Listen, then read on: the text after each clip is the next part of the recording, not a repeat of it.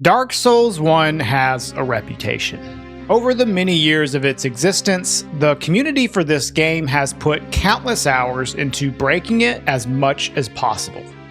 Well, they've done it again. This video, we're going to be talking about how to skip the first boss of the Artorias of the Abyss DLC, Sanctuary Guardian, as well as the implications of the existence of this skip. Previously, if anyone wanted to access the primary DLC content of the Royal Wood, Ulasil, and the Chasm of the Abyss, you would need to go through Sanctuary Guardian to do so. The only skip that existed to do this involved item swapping the Purple Coward's Crystal to trick the game into spawning you in Ulasil Township. But the crystal is only obtainable after defeating Guardian anyways, so this is only possible in New Game Plus, randomizers, or some kind of multiplayer shenanigans. However, on February 18th, 2026, a speedrunner named San Off posted in the Discord proof of a Sanctuary Guardian skip he had found after some solo investigations of his own. The primary trick being used here is this glitch that I call a pick up and enter, a remastered only glitch where you can pick up an item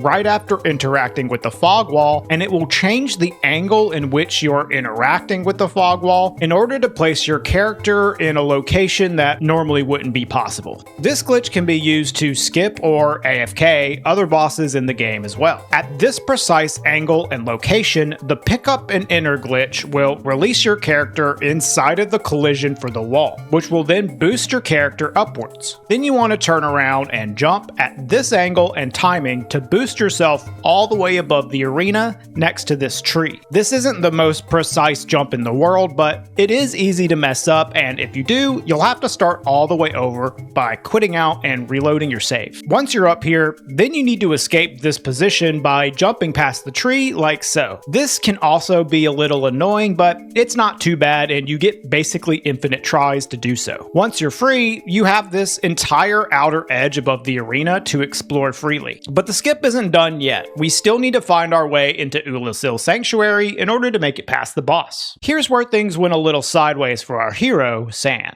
This entire arena, even these upper edges where you're normally not supposed to be, is considered unstable ground. Unstable ground basically just means the game is not going to actively update your position while you're here. So if you quit out of the game and reload, your character won't spawn here. It will instead spawn at your last stable position, which in this case would be at the fog wall entrance. San, while trying to lab the skip, was presumably using a cheat tool such as Dark Souls Gadget in order to help figure out how to get past this next stage of the skip, and in doing so, accidentally touched stable ground coordinates. So while trying to execute this jump, after quitting out, he respawned on stable coordinates and was able to drop freely into Ulasil Sanctuary. Obviously being excited about the new discovery, San rushed to post the skip to show what he had found. But then I tried to do it myself and it wouldn't work at all. I could do all the steps prior to this jump just fine, but when I did this, I just respawned back before the fog wall with my stable coordinates not being updated. Very quickly, we discovered that a mistake had been made and the skip wasn't going to work, at least not this way. But it was so close to working, the community didn't give up.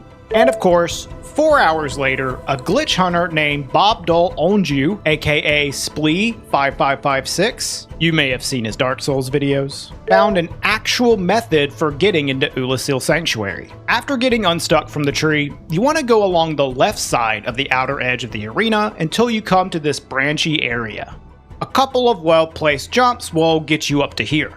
And this is maybe the most annoying part of the whole skip. This precise jump that will land you on top of this large branch. Not only is this jump difficult to merely get on top of the branch, there's also an added risk that your angle is off and you fall straight into the arena and die, resetting your entire progress. But if done correctly, you can just follow this path to the next area and drop in safely to Ulasil Sanctuary, having completely skipped Sanctuary Guardian. Now, you might be asking, does this save time in speedruns or something?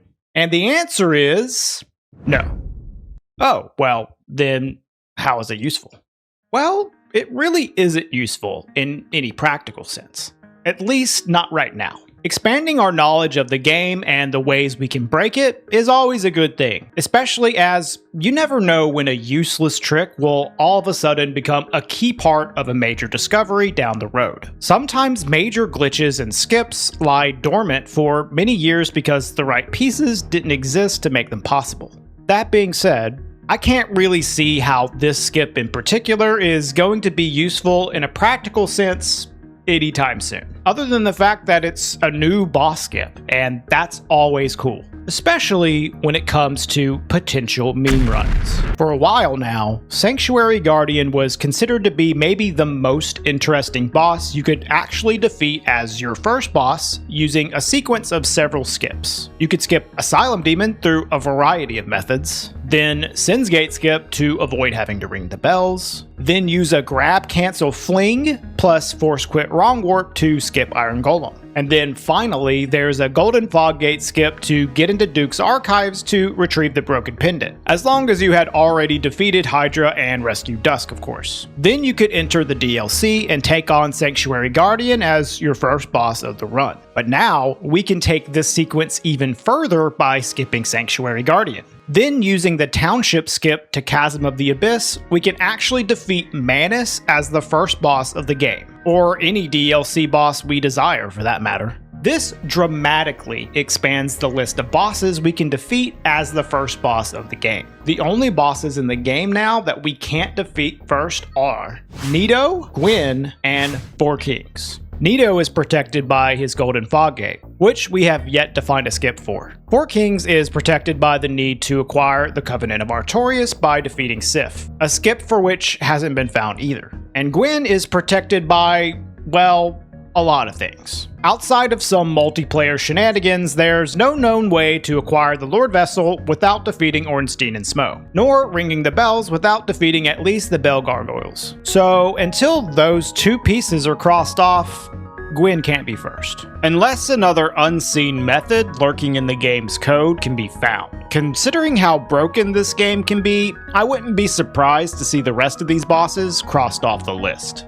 But thanks to San and Splee's new discovery, we've taken some steps to expanding our methods to breaking the game even further. And hopefully, more discoveries are to come. Make sure you subscribe to the channel for any future updates regarding discoveries such as these. And in the meantime, you can always watch the offbeat speedrun content I cook up on a regular basis. I also want to thank my patrons for their support. And as always, thanks for watching.